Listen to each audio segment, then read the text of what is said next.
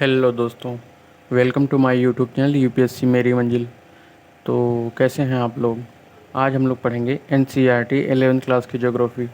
और इसमें हम शुरू कर रहे हैं सेकंड चैप्टर से, क्योंकि फर्स्ट चैप्टर में मुझे कुछ उतना इम्पोर्टेंट लगा नहीं। और सेकंड चैप्टर से मैं पढ़ना शुरू कर रहा हूँ।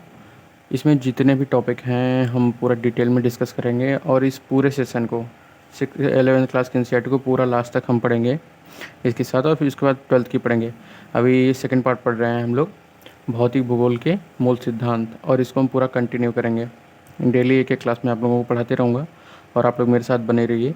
जिनको भी फर्स्ट चैप्टर में कोई डाउट होगा वो मुझे कमेंट करें, मैं उनको पूरा डिटेल में अच्छे से समझाऊँगा। तो चलिए शुरू करते हैं। और साथ साथ में आप नोट्स भी बना सकते हैं। इसमें जो भी इम्पोर्टेंट पॉइंट होंगे मैं उनको हाईलाइट कर दूँगा, या बता दूंगा कि ये चीज़ आप नोट कर लें। और 11th क्लास की एनसीईआरटी है, तो आप समझ सकते हैं कि कितना इम्पोर्टेंट है हम लोगों के लिए, यूपीएससी लोगों के लिए, यूपीएससी वाले लोगों के लिए।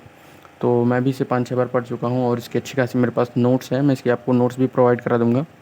और मेरे पास दो टाइप की नोट्स हैं 11th क्लास की एनसीईआरटी का। पहले तो सारी एक सीक्वेंस में मैंने बनाई है अपने से, और दूसरा जिस हिसाब से इसमें पढ़ाया गया है, जिस हिसाब से एनसीईआरटी में नोट्स है उस तरह से भी मेरे पास नोट्स है चैप्टर वाइज। तो चलिए शुरू करते हैं, टाइम वेस्ट नहीं करते हैं।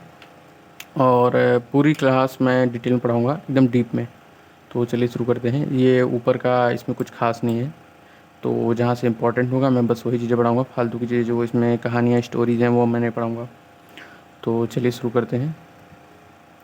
तो इसमें देखिए पहली तो चीज़ मुझे उल्टी लगती है। अगर मैं ये किताब लिखता तो पहले मैं लिखता ब्रह्मांड की उत्पत्ति, क्योंकि जहाँ से शुरुआत होनी चाहिए वो तो यहीं से शुरुआत होनी चाहिए ना, ब्रह्मांड की उत्पत्ति पर। ये इसमें पहले पृथ्वी की उत्पत्ति लिखा हुआ है। तो ऐसी बात नहीं है, क्योंकि इसमें वो वैसे ही लिखा है जैसे हमारे पूर्वजों ने खोज की थी। तो सबसे पहले हमारे पूर्वजों पृथ्वी पर रहते थे, तो उन लोगों को लगा कि सबसे पहले पृथ्वी ही है। उसके बाद उन्होंने ब्रह्मांड तक की सोच विकसित की, एंड देन तब ब्रह्मांड की खोज हुई।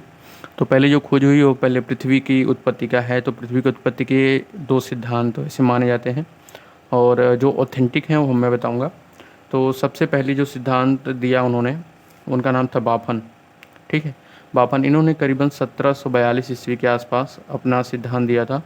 और इन्होंने बताया था कि जो पृथ्वी है ये एक गोला टाइप का है, और इसके चारों तरफ पहले बादल हुए करते थे, धूल बादल के कण हुआ करते थे, और जो संघनित होकर एक प्लेट के रूप में विकसित हुआ, और यही पृथ्वी हुई। तो इसको फिर इन्होंने इमैनुअल कांट ने बड़े तौर पे सोचा, और इसको शुद्ध करके अच्छे से इन्होंने बताया। तो इन्होंने क्या बताया पहले मैं आप लोगों को समझा देता हूँ, उसके बाद मैं बताता हूँ कि किस किताब में क्या दिया हुआ है। इमैनुअल कांट ने बताया कि सबसे पहले हाइड्रोजन और हीलियम और कुछ धूल कणों के पूरे बादल हुए करते थे, बहुत बड़े बादल हुआ करता था। तो इस बादल में क्या हुआ कि धीरे धीरे संघनन मतलब गुरुत्वाकर्षण हुआ। गुरुत्वाकर्षण के कारण सारी चीज़ें एक जैसे निहारिका परिकल्पना द्वारा एकत्रित होने लगी। एकत्रित होने की वजह से ये गुरुत्वाकर्षण की वजह से घूमने लगी, और घूमते घूमते घूमते घूमते इनकी स्पीड बहुत ज़्यादा हो गई। स्पीड ज़्यादा होने की वजह से इसमें से कुछ कण, जैसे कि अगर हम पहले बचपन में अगर कोई कीचड़ की, जैसे हमारे किसी चीज़ में कीचड़ लग जाता था, उसे हम ज़ोर से घुमाते थे तो उसमें से कीचड़ निकल के बाहर चला जाता था। आज भी हम जब गांव में साइकिल चलाते हैं तो उसमें जब कीचड़ लग जाते हैं, तो जब हम साइकिल तेज़ी से चलाते हैं ना, तो उसके जो पहिए होते हैं उसमें से कीचड़ निकल के बाहर आ जाता है। तो उसी प्रकार से इन्होंने बताया कि पहले एक कोई बाहर निकला गैस का गोला, और फिर वो संघनित हुआ और एकत्रित होकर एक ग्रह का निर्माण हुआ। ठीक है, इसी के हिसाब से 9 बार ये प्रक्रिया जारी रही, तो टोटल 9 ग्रहों का निर्माण हुआ। इनके हिसाब से यही है, और इन्होंने 1796 ईस्वी में ये चीज़ें खोजी थी। अब चलिए देखते हैं कि इस किताब में क्या दिया हुआ है। तो जो चीज़ें हमने अपने से पढ़ी है वो हमने आपको एक बार में समझा दी कि इनका मूल सिद्धांत क्या था, इन्होंने क्या खोजा था। अब चलिए हम ये बुक में क्या दिया हुआ है ये पढ़ते हैं। ठीक है, चलिए शुरू करते हैं। पृथ्वी की उत्पत्ति। पृथ्वी की उत्पत्ति से संबंध में विभिन्न दार्शनिकों व वैज्ञानिकों ने अपनी परिकल्पनाएं प्रस्तुत की हैं। इनमें एक व प्रारंभिक और लोकप्रिय जर्मन दार्शनिक इमैनुअल कांट। तो ये कहाँ के थे? जर्मन दार्शनिक थे। इनका नाम था इमैनुअल कांट, और इन्होंने 1796 ईस्वी में गणितज्ञ लाप्लास ने इसे संशोधन प्रस्तुत किए। ठीक है, इसका संशोधन इन्होंने लाप्लास और इमैनुअल कांट ने इसके संशोधन पर संशोधन किया और इन्होंने दिया निहारिका परिकल्पना। तो हमने निहारिका परिकल्पना आपको समझा दी, वही जो गैस के गोले से संघनित होकर साइकिल के पहिए वाला जो बताया ना अभी कितना निकला, वैसे ही इन्होंने बताया कि निहारिका परिकल्पना की तरह ये बाहर हुआ। तो इनके हिसाब से इस परिकल्पना के अनुसार ग्रहों का निर्माण धीमी गति से घूमते हुए पदार्थों से बादल से हुआ है और जो सूर्य की युवा अवस्था से संबंधित है। बाद में उन्होंने 1900 ईस्वी में चैम्बरलिन और मोल्टन ने कहा कि ब्रह्मांड, अब देखिए चैम्बरलिन और मोल्टन ने क्या सिद्धांत दिया, इसको भी हम अलग से समझा देते हैं आप लोगों को। तो चैम्बरलिन और मोल्टन ने कहा कि एक सूर्य पहले से था, उसके बाद इसके बगल से कोई दूसरा तारा गुजरा।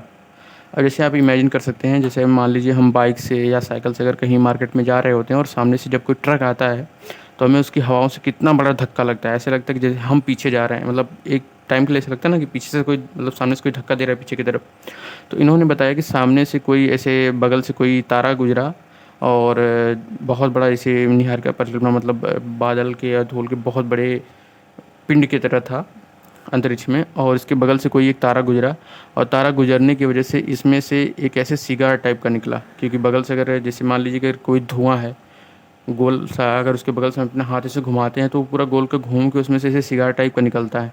आप घर पे आजमाइएगा, अगर धुआं कहीं से निकलता है या जब ठंड के मौसम में हम अलावा कहीं अपने घर पे जलाते हैं, उसके बगल से अगर हम ऐसे हाथ मारते हैं तो हमारे पीछे से ऐसे धुआं टाइप का नहीं निकलता है। तो इन्होंने बताया कि वैसे ही सिगार टाइप का निकला और निकलने के बाद ये फिर ब्रह्मांड में इसे टूट कर, ऐसे सिगार जो था ऐसे टूट कर ऐसे गोल गोल घूमने लगा और गोल गोल घूमने की वजह से ये इनका पथ हो गया और इस पथ होने की वजह से ये इसके गुरुत्वाकर्षण से कनेक्ट हो गए, इसकी ग्रेविटी में आ गए और इसी के चारों तरफ चक्कर लगाने लगे।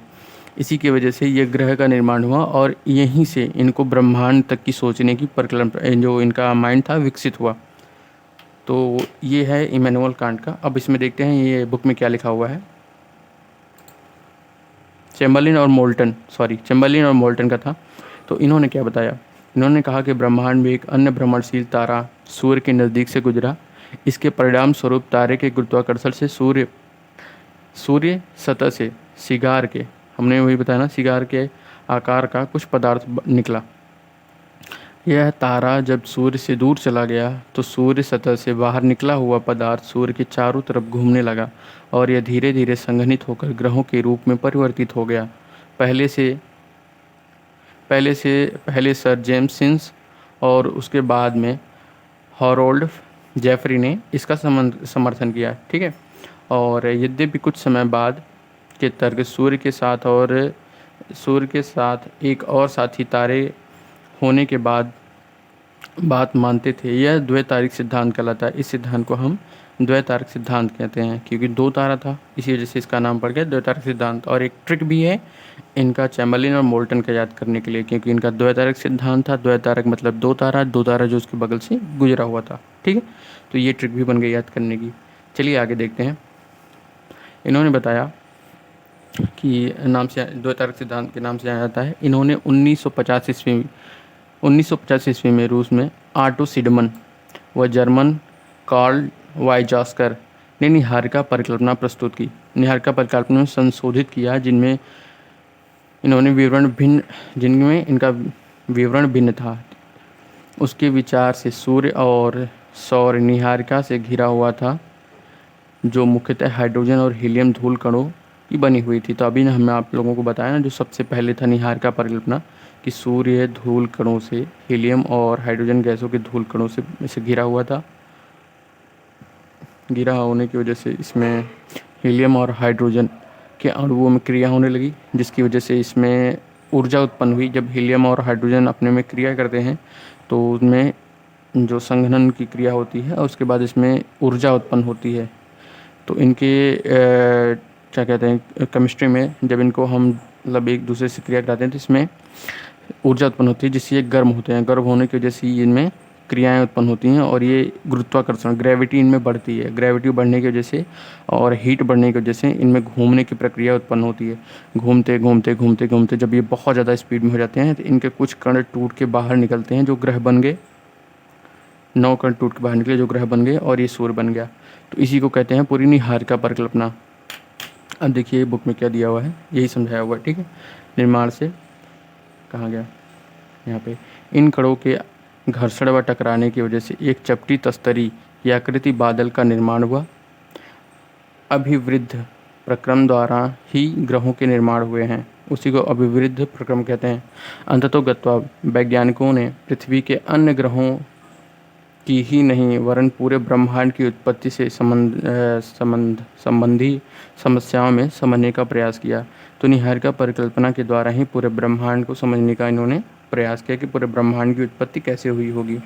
तो चलिए ब्रह्मांड की उत्पत्ति की तरफ ध्यान देते हैं। ब्रह्मांड की उत्पत्ति का सबसे जो मॉडर्न थ्योरी है वो है बिग बैंग थ्योरी।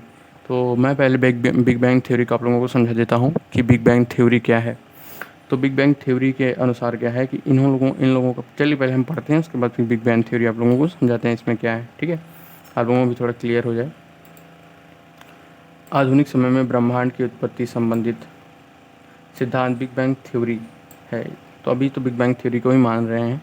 इसमें विस्तारित ब्रह्मांड परिकल्पना, इसे विस्तारित ब्रह्मांड परिकल्पना भी कहते हैं। 1920 ईस्वी में एडविन हब्बल ने प्रमाण दिए कि ब्रह्मांड का विस्तार हो रहा है। इन्होंने बताया कि ब्रह्मांड अभी बड़ा हो रहा है, एक दूसरे से, हर एक ग्रह एक दूसरे से दूर जा रहे हैं, मतलब बढ़ रहे हैं, ठीक है। समय बीतने के साथ आकाशगंगाएं एक दूसरे से दूर जा रही हैं। आप प्रयोग कर सकते हैं ब्रह्मांड के विस्तार का क्या अर्थ है। एक गुब्बारा ले, अब हम आपको ये समझा देते हैं ये क्या बता रहे हैं, पढ़ लेते हैं उसके बाद आपको समझाते हैं। एक गुब्बारा लें और ऊपर कुछ निशान लगा दें। तो एक मतलब इसमें हवा ना हो, खाली गुब्बारा लें और उसमें कुछ निशान लगा दें और जिनको आकाशगंगाएं मान लें, ठीक है। जब आप गुब्बारे को फुलाएंगे तो गुब्बारे पर लगे हुए निशान गुब्बारों से फैल जाएंगे, साथ साथ ही एक दूसरे से दूर होते जाते प्रतीत होंगे। अब मान लीजिए हम लोग कोई खाली गुब्बारा ले लिए हैं और ये लीजिए, मान लीजिए कोई खाली गुब्बारा है, ठीक है, इस पर हम कुछ निशान लगा दिए हैं 10-15, ठीक है। जब हम इसमें हवा लगाएंगे, हवा भरेंगे तो ये फूल जाएगा पूरा ऐसे, और चूंकि निशान तो 10-15 ही थे तो ये एक दूसरे से दूर हो जाएंगे। इनके बीच की दूरी बढ़ी नहीं, आज कितनी कम थी, यहाँ कितनी दूर दूर हो गई। तो ये यही बता रहे हैं कि ये सब एक दूसरे से दूर होते जा रहे हैं और ब्रह्मांड, इसे पूरे ब्रह्मांड का विकास हो रहा है, ठीक है। आकाशगंगा एक दूसरे से दूर होती जा रही हैं। पर गुब्बारे में क्या है कि ये जो बिंदु है ये भी तो फूलेगा। आप इमेजिन कर लीजिए, ये भी तो बड़ा होगा, पर ऐसा नहीं है। हमारी जो आकाशगंगाएं हैं वो बिल्कुल एक ही स्थिति में, वो नहीं बढ़ रही हैं। गुब्बारे में यही गलत है कि इसमें वो चीज़ जो बिंदु है वो भी फैलेगा, पर रियलिटी में आकाशगंगाएं नहीं बड़ी हो रही हैं, आकाशगंगाएं एक दूसरे से दूर जा रही हैं, ठीक है। अब चलिए आगे देखते हैं।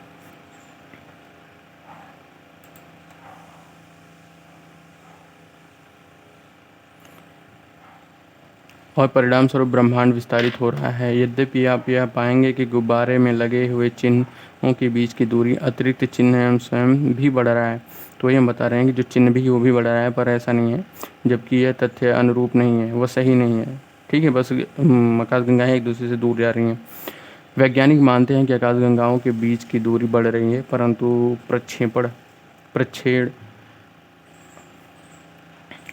प्रेक्षण आकाशगंगाओं के विस्तार को नहीं सिद्ध किया जा सकता है। अब गुब्बारे का उदाहरण आंशिक रूप से मान्य नहीं है। तो गुब्बारे वाला जो उदाहरण है वो आंशिक रूप से मान्य नहीं है। बिग बैंग सिद्धांत के अनुसार ब्रह्मांड का विस्तार निम्न अवस्थाओं से हुआ है। तो ऐसे तो मानते हैं कि ब्रह्मांड का जो विस्तार हुआ है एक बिग बैंग, मतलब एक छोटे अणु पे अत्यंत घनत्व, मतलब पूरे ब्रह्मांड का घनत्व एक छोटे से अणु पे आया और उसमें बहुत ज़्यादा विस्फोट हुआ। विस्फोट की वजह से बहुत सारे आकाशगंगाओं का निर्माण हुआ और धीरे धीरे आकाशगंगाएं दूर होती जा रही हैं। मतलब एक छोटा सा अणु जिसपे अत्यंत घनत्व और अत्यधिक ऊर्जा, अनंत ऊर्जा एक अणु पर आ गई थी और फिर उसमें विस्फोट हुआ, अचानक से विस्फोट हुआ। उसके बाद ये सब आकाशगंगाओं का निर्माण हुआ। अब ये एक दूसरे से दूर होती जा रही हैं। ये देखिए, पहले एक छोटे से बिंदु पे इस पर विस्फोट हुआ, ये विस्फोट हुआ, उसके बाद फिर ये आकाशगंगाओं का निर्माण हुआ, फिर ये एक दूसरे से दूर होती जा रही हैं, ठीक है। देखो यहाँ एक दूसरे से दूर होती जा रही हैं। तो ऐसा सिद्धांत है। अब देखिए इसके सिद्धांत को कैसे इन्होंने वर्णित किया है, आगे देखते हैं। आरंभ में वे सभी पदार्थ जिनसे ब्रह्मांड बना है अति छोटे गोले एक परमाणु के रूप में एक ही स्थान पर स्थित हो गए थे। हमने अभी बताया ना कि एक अणु पर अत्यधिक परमाणु का द्रव्यमान और अत्यधिक ऊर्जा एक जगह एकत्रित हो गई थी, ठीक है। अत्यधिक सूक्ष्म तापमान तथा घनत्व अनंत घनत्व और अत्यधिक तापमान एक ही कण पर बिग बैंग की प्रक्रिया में अति छोटे गोलक में भीषण विस्फोट हुआ। इस प्रकार की विस्फोट प्रक्रिया से वृहद विस्तार हुआ और वैज्ञानिकों का विश्वास है कि बिग बैंग घटना आज से लगभग 13.7 अरब वर्ष पहले हुई। तो हमारा मानना है कि हमारा जो ब्रह्मांड का निर्माण हुआ है वो 13.7 अरब पहले हुआ था।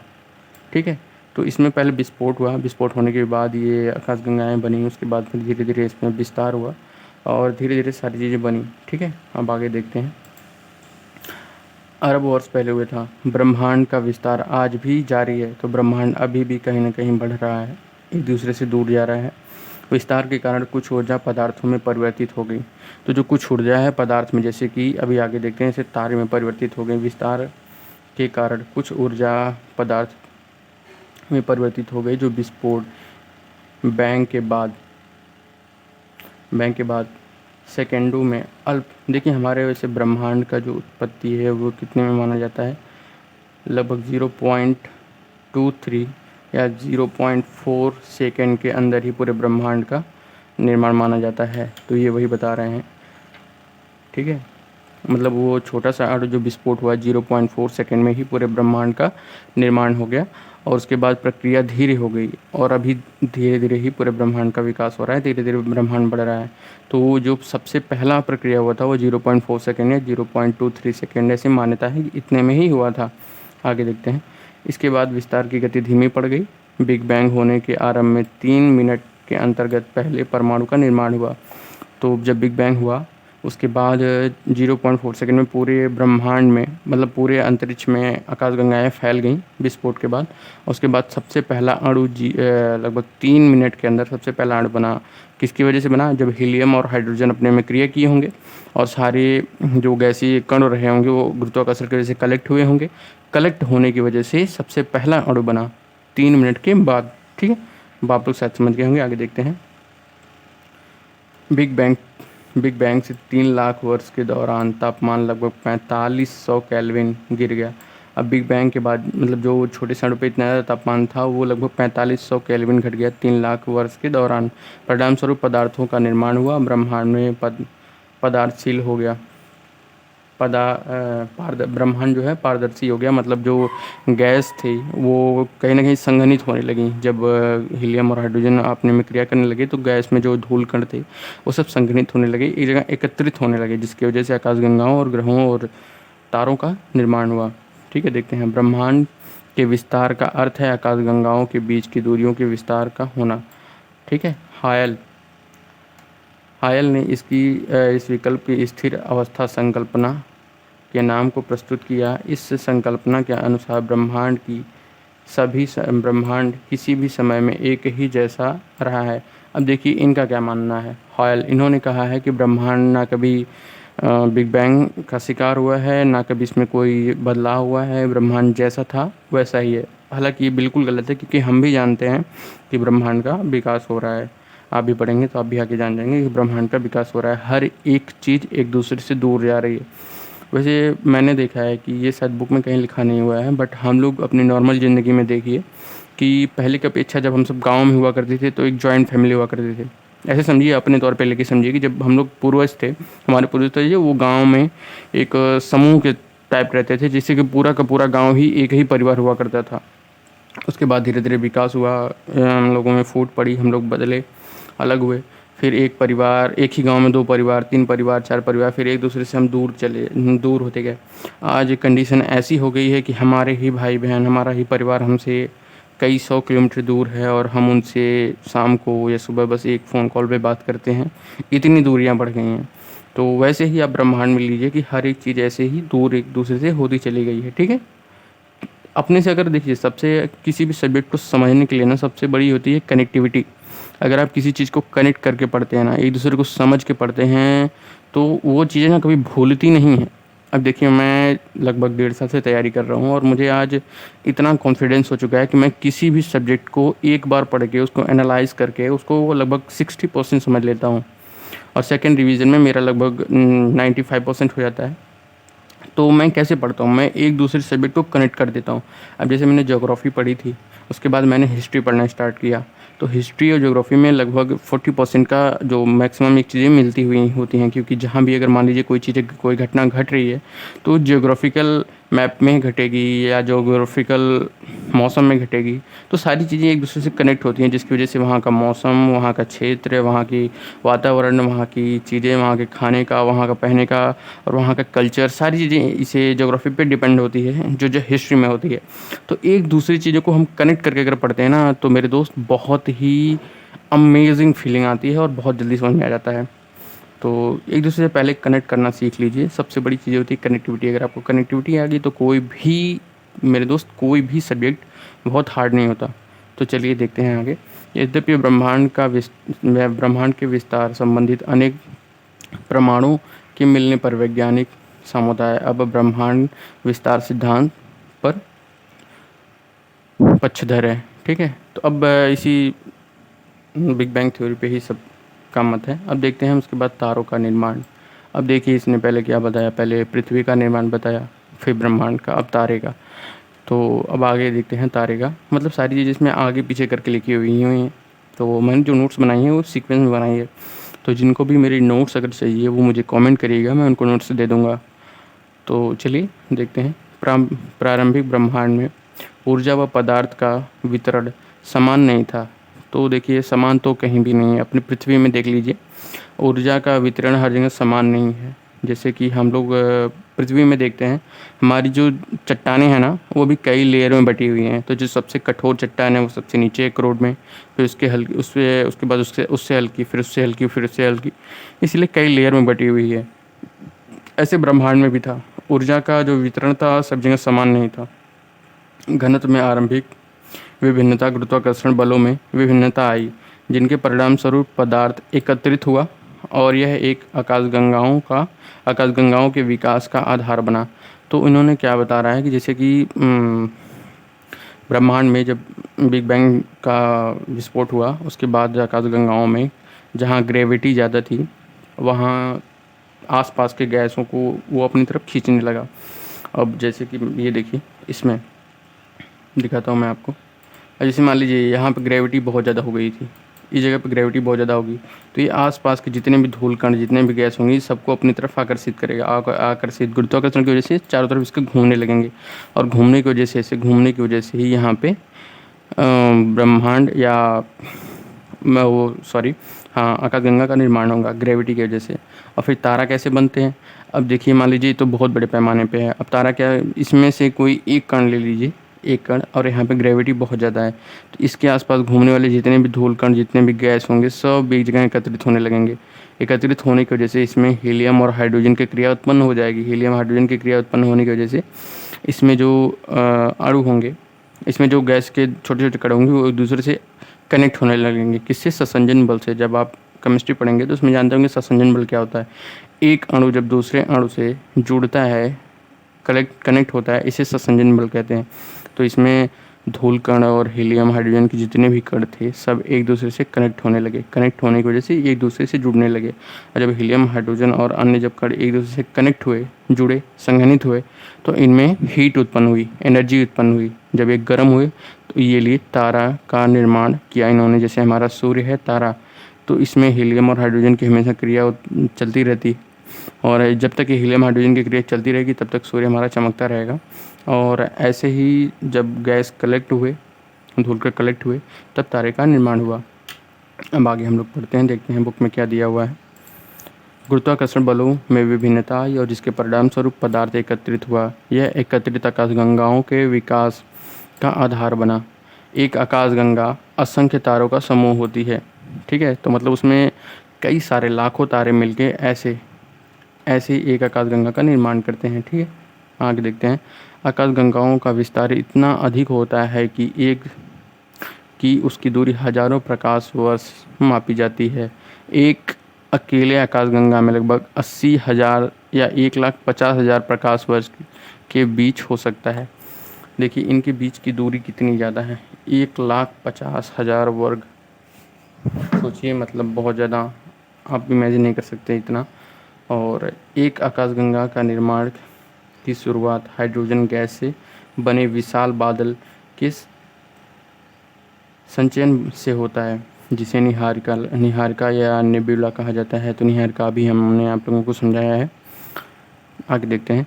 क्रमशः इसकी बढ़ती हुई निहारिका गैस के झुंड विकसित हुए। ये झुंड बढ़ते बढ़ते गैसीय पिंड बन गए, जिसके तारों का निर्माण हुआ। आरंभ में वही अभी हमने बताया ना कि सबसे पहले एक छोटा सा पहले कोई कण एक जगह सा संबंध से जुड़ा होगा, उसके चारों तरफ गैस के जो गोले हुए करते थे, जो गैस के धूलकण हुए करते थे, वो ग्रेविटी की वजह से सब इसकी तरफ भागे होंगे।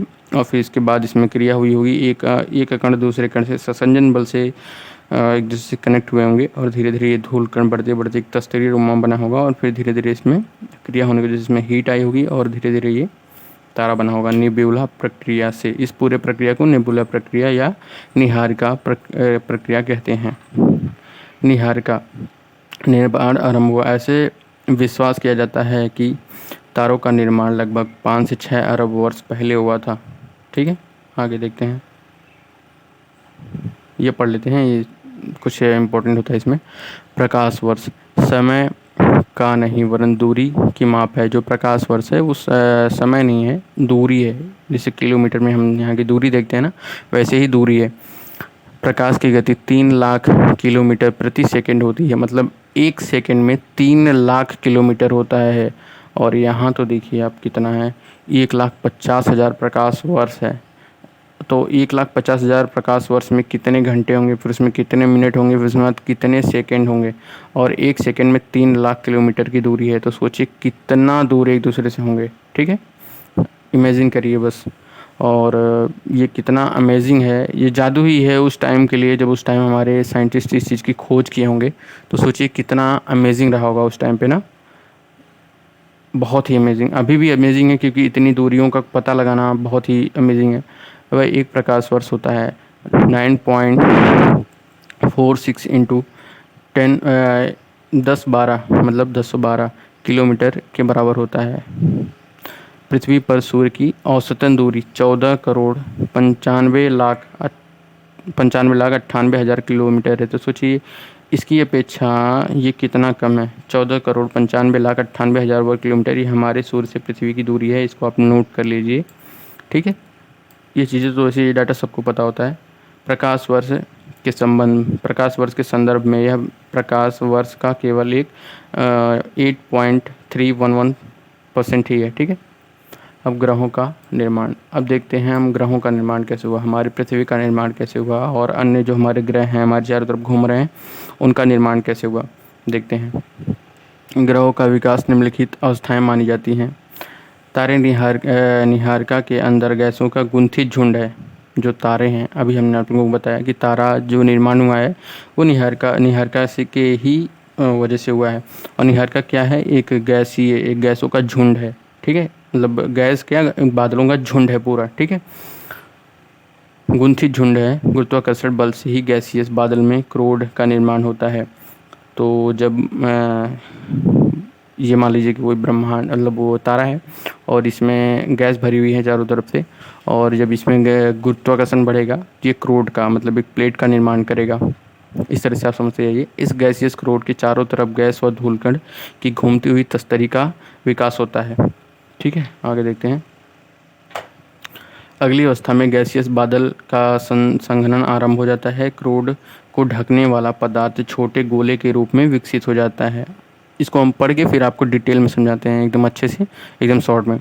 ये छोटा गोला सत्संजन अणुओं की परिकल्पना, आकर्षण और प्रक्रिया द्वारा ग्रह अणुओं में विकसित हुए संगठन की क्रिया द्वारा बड़े पिंड बनने शुरू हो जाते हैं। गुरुत्वाकर्षण बल के परिणाम स्वरूप आपस में जुड़ गए और छोटे छोटे पिंडों और अधिक संख्या में ग्रहणु बने। तो अभी जब हम आप लोगों को सूर्य का निर्माण बता रहे थे, तो उसमें से जो सिगार टाइप का निकला हुआ था, तो उसमें भी आप लोगों को बताया मैंने कि वो सही नहीं है, बट उसी से आपको हम रिलेट करके समझा रहे हैं कि वो जब निकले होंगे तो छोटे छोटे गैस के कण रहे होंगे, और गुरुत्वाकर्षण की वजह से सारे उनके आसपास के जितने भी धूलकण या जितने भी गैस रहे होंगे वो सब एक दूसरे से संघनित हो गए होंगे, एक दूसरे के पास आ गए होंगे। एक दूसरे के पास आने की वजह से इनमें जो मतलब एक ठोस प्लेट का निर्माण हुआ होगा, और जब एक ठोस प्लेट का निर्माण हुआ होगा तो उसके चारों तरफ जो गैस के कण थे वो सब संघनित हुए हो गए, एकदम कलेक्ट हो गए होंगे, एक दूसरे के पास आ गए होंगे, और जिसकी वजह से ही प्लेट का निर्माण हुआ, ग्रहों का निर्माण हुआ। आप अच्छे से समझ गए ना। चलिए एक बार और समझा देते हैं कि मान लीजिए कि ये कोई कण है, ये कोई दूसरा कण है, इनमें संसंजन बल हुआ, ये एक कण बन गया, ठीक है। अब इसमें क्या ग्रेविटी उत्पन्न हुई होगी, क्योंकि हीलियम और हाइड्रोजन क्रिया किए होंगे और इसमें हीट उत्पन्न हुई होगी, ग्रेविटी। तो आसपास के जितने भी अणु रहे होंगे, जितने भी कण रहे होंगे, ये सब इसी की तरफ भागेंगे, सब इसी की तरफ भागेंगे, किसकी, संसंजन बल की प्रक्रिया के द्वारा। उसके बाद ये सब एक दूसरे से संगठित होंगे, मतलब एक दूसरे से जुड़ेंगे, और जिसकी वजह से इसमें एक प्लेट का निर्माण होगा। ये सब मिलके एक प्लेट बन जाएंगे और एक प्लेट बन के ये ग्रह का निर्माण करेंगे। अब आगे देखते हैं आगे क्या है। अंतिम अवस्था में इनमें अनेक छोटे छोटे ग्रहाणुओं का संवर्धन होने की कुछ बड़े पिंडों और ग्रह का रूप बन जाते हैं। तो आप लोगों को समझ में आ गया होगा। अब आगे देखते हैं।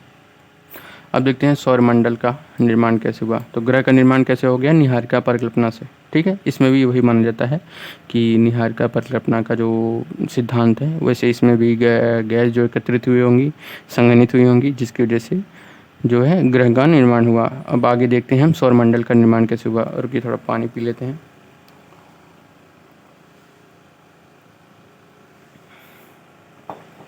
बोलते बोलते मुंह सूख जाता है। अब आगे देखते हैं सौरमंडल का निर्माण कैसे हुआ। हमारे सौरमंडल में 8 ग्रह हैं। ये तो हम सभी जानते हैं कि हमारे सौरमंडल में 8 ग्रह हैं और एक तारा है, ठीक है। निहारिका को सौरमंडल का जनक माना जाता है। तो निहारिका क्या है, आप लोग 3-4 बार बता चुके हैं, आप लोग अच्छे से समझ चुके होंगे। और आप लोग कमेंट में निहारिका को अपने हिसाब से डिफ़ाइन करके आप हमें ज़रूर कमेंट करिएगा कि निहारिका क्या है। ये आप लोगों के लिए क्वेश्चन है और आप लोग कमेंट में ज़रूर लिखिएगा, और जितना हो सके डीप में लिखिएगा। मैं उसको पढ़ूंगा, फिर आपको बताऊंगा कि आपने उसमें कैसे, क्या सही क्या गलत लिखा है, ठीक है। आगे देखते हैं। उसके ध्वस्त होने व क्रोड के बनने की शुरुआत लगभग 5 से 5.6 अरब वर्ष पहले हुआ। ग्रह लगभग 4.6 से 5.56 अरब वर्ष पहले का निर्माण हुआ। तो ये डाटा आप नोट कर लीजिए, ये डाटा इंपॉर्टेंट है और इससे हम नोट्स अच्छी बना सकते हैं, ठीक है। देखिए हमारे नोट्स में अगर डाटा होंगे तो जब मेंस राइटिंग प्रैक्टिस करेंगे या मेंस की आंसर राइटिंग करेंगे तो उसमें जब हम डाटा नोट कर देंगे ना, तो वो आंसर ऑथेंटिक माना जाता है, तो उसमें नंबर ज़्यादा आते हैं। तो आप डाटा नोट जरूर करिएगा, ठीक है। हमारे सौरमंडल में सूर्य, तारा, 8 ग्रह, लगभग 63 उपग्रह, और ये तो बढ़ गया है 8 ग्रह। अब उपग्रह तो बहुत सारे हो गए हैं, करीबन 200 के आसपास। छोटे पिंड जैसे क्षुद्र ग्रह और ग्रहों के कुछ टुकड़े, जिसे हम क्या, धूमकेतु, और बृहद मात्रा में धूलकण, गैस। तो हमारे सौरमंडल में क्या क्या है, तो ये वही बता रहा है। कुछ एक तारा है सूर्य, फिर कुछ ग्रह हैं, फिर इसके कुछ उपग्रह हैं, फिर कुछ छोटे छोटे कण हैं जिन्हें हम धूमकेतु या उल्का पिंड कहते हैं, और ये सारे मिलकर पूरे सौरमंडल का हमारे निर्माण करते हैं, ठीक है। आगे देखते हैं। इन 8 ग्रहों बुध, शुक्र, पृथ्वी और मंगल भीतर, यह भीतरी ग्रह कहलाते हैं। अब इसमें भीतरी ग्रह, बाहरी ग्रह क्या है, इसको हम पूरा पढ़ लेते हैं, फिर आपको हम अच्छे से समझाएंगे। ये 6 क्लास में है, 6 क्लास में बताया है भीतरी ग्रह और बाहरी ग्रह के बारे में बिल्कुल डिटेल में। तो जो लोग 6 क्लास के पढ़े होंगे उनको तो बहुत आसानी से समझ में आ जाएगा, और जो लोग 6 क्लास के एनसीईआरटी नहीं पढ़े वो बिल्कुल परेशान ना हो, मैं उनको डिटेल में बताऊंगा। उनको बिल्कुल भी ज़रूरत नहीं है, अगर ये पढ़ रहे हैं, मेरी क्लास देख रहे हैं, तो उनको बिल्कुल भी ज़रूरी नहीं है वो 6 क्लास के एनसीईआरटी पढ़ें। मैं डिटेल में उनको समझा दूँगा। पृथ्वी और मंगल ग्रह को भीतरी ग्रह, मतलब बुध, शुक्र, पृथ्वी और मंगल ग्रह को भीतरी ग्रह कहते हैं, क्योंकि ये सूर्य व क्षुद्र ग्रहों की पट्टियों के बीच में स्थित हैं, ठीक है। अन्य 4 ग्रह बाहरी ग्रह कहलाते हैं। पहले ये 4 ग्रह पार्थिव ग्रह भी कहे जाते हैं। तो देखिए पार्थिव ग्रह क्या है, पार्थिव मतलब होता है मरा हुआ, ठीक है। अब आप लोगों को हम समझा देते हैं, यहाँ पे ज़्यादा देरी नहीं करेंगे। यह ग्रह क्या है, देखिए मान लीजिए कि ये सूर्य है, ठीक है, ये बुध है, शुक्र है, पृथ्वी है, मंगल है। उसके बाद यहाँ उल्का पिंड का ही एक प्लेट है, आप लोग देखेंगे 6 क्लास के एनसीईआरटी में। तो यहाँ पे उल्का पिंड की एक प्लेट है, ठीक है। ये प्लेट पूरी ऐसी चारों तरफ घूमी हुई है, सॉरी। उसके बाद फिर यहाँ से जो 4 ग्रह बाकी के यहाँ पे हैं, ठीक है। और अब ये देखिए जो ये 4 ग्रह हैं आंतरिक ग्रह हैं, ठीक है। और ये चारों ग्रह ठोस हैं, क्योंकि ये सूर्य के पास होने की वजह से इनमें जो संघनन था, इनकी जो ग्रेविटी थी वो ज़्यादा थी। ग्रेविटी ज़्यादा होने की वजह से सारे जो गैसियस थे, जो गैसियस कण थे, वो सब एक दूसरे से संघनित हो गए, कलेक्ट हो गए। कलेक्ट होने की वजह से ये सब एक प्लेट के रूप में आ गए और ये सब सूर्य की ग्रेविटी में ज़्यादा कनेक्ट हैं। उसके बाद ये उल्का पिंड है, उसके बाद ये वाले गैस है, ये वाले पिंड है। तो ये सूर्य की अधिक दूर होने की वजह से इनमें उतनी ग्रेविटी नहीं उत्पन्न हो पाई, ठीक है, और ये बादलों को संघनित नहीं कर पाए। तो ये अभी भी गैसियस रूप में ही हैं। इनमें कोई, आप इस पे चले जाएंगे ना, तो जैसे आसमान में बादल होता है, आप बादल में जाके कहीं खड़े नहीं हो सकते, वही हाल यहाँ पे भी है। आप यहाँ पे जाके कहीं खड़े नहीं हो सकते क्योंकि ये पूरा बादल का बना हुआ है, ठीक है। और ये बहुत ज़्यादा बड़ा होने की वजह से इसमें संघनन नहीं हो पाता और सूर्य से बहुत ज़्यादा दूर भी है। तो कुछ कारण हैं जिसकी वजह से ये दूर है और इसी की वजह से इसको पार्थिव ग्रह भी कहते हैं, क्योंकि यहाँ पे जीवन नहीं है और ना कोई प्लेट है, ना कोई रुकने की जगह है, ठीक है। इसी वजह से इसको गैसियस प्लेट कहते हैं। अब आगे देखते हैं, ठीक है। पार्थिव ग्रह भी कहते हैं। इसका अर्थ है कि यह ग्रह पृथ्वी की भांति सेल और धातुओं से नहीं बना हुआ है, क्योंकि यह गैस से बना हुआ है और अपेक्षाकृत अधिक घनत्व वाले ग्रह हैं। अन्य चार ग्रह गैस से बने हुए हैं। गैस से बने विशाल ग्रह हैं, अभी हमने आप लोगों को समझाया ना, जो जोबियन ग्रह कहलाते हैं। इनको हम गैस से या जो बने हुए या जोबियन गैस भी कहते हैं। जोबियन का अर्थ है बृहस्पति की तरह। बृहस्पति, इसमें अधिकतर पार्थिव गैसों से मतलब बने हुए हैं और बहुत विशाल है। और हाइड्रोजन व हीलियम से बने संघनन वायुमंडल है। इसमें क्या है, हाइड्रोजन और हीलियम अत्यधिक है, ठीक है। सभी ग्रहों का निर्माण लगभग 4.6 अरब वर्ष पहले हुआ, मतलब सारे ग्रहों का निर्माण एक साथ हुआ था, ठीक है। अभी तक प्लूटो को भी एक ग्रह माना जाता था, पर अब वह ग्रह नहीं है, क्योंकि 2006 में जो बैठक हुई थी उसके अनुसार, जो 2003 में खगोलीय पिंड जो 2003 में यूबी खोजा गया था, वो प्लूटो बौने ग्रह में आ गए थे। क्योंकि ये बौने ग्रह में क्यों आए, क्योंकि ये अपने साथ, अब देखिए ग्रह हम किसको कह सकते हैं, क्योंकि ये सूर्य है, ठीक है। अब जो सूर्य है, ये इसके चारों तरफ जो एक सीमित कक्षा में, जो इसका कक्षा है, मतलब कक्ष है, ये इसी में जो पृथ्वी अपने कक्ष में चक्कर लगाती है, मंगल अपने कक्ष में चक्कर लगाता है। लेकिन ये जो ग्रह प्लूटो है, ये अपने साथ, ये पहली बात तो उल्टा घूमता है, ठीक है। इसका मान लीजिए ये है, तो ये अपने कक्ष में घूमता है, लेकिन ये कभी कभी दूसरे कक्ष में भी चला जाता है, ठीक है। दूसरे तारे का भी मतलब चक्कर लगाता है। तो ये आधा सूर्य का लगाता है, आधा किसी और तारे का लगाता है, इसीलिए इसे हम बौना ग्रह कहते हैं, ठीक है। ये पूरा अपने सूर्य का चक्कर नहीं लगाता, दूसरे के भी अंदर भी इंटर कर जाता है। हमारे सौरमंडल के संबंध में कुछ तथ्य समीकरण में दिए गए हैं। अब देखिए यहाँ पे कुछ समीकरण दिया गया हुआ है। अब ये क्या दिया हुआ है, सूर्य से दूरी दी गई हुई है, इसका घनत्व क्या है, पृथ्वी की अपेक्षा घनत्व है, ठीक है। मतलब पृथ्वी पे कितना घनत्व है उसकी अपेक्षा इन सब का घनत्व है। और क्योंकि हम वहाँ पे जाके उसका घनत्व देख नहीं सकते, तो अपने पृथ्वी के अनुरूप ही उनका हम अनुमान लगाए हैं कि वहाँ पे कितना घनत्व हो गया, ठीक है। अधर्व व्यास, उनका व्यास क्या है और उनके उपग्रह कितने हैं, ठीक है।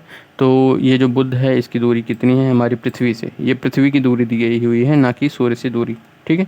सूर्य से दूरी खगोलीय एकक है, अर्थात अगर पृथ्वी के मध्य दूरी लगभग 14,95,98,000 किलोमीटर है, तो एकक के बराबर है। मतलब ये जो दूरी है सूर्य से, ये 1% के बराबर है, ठीक है।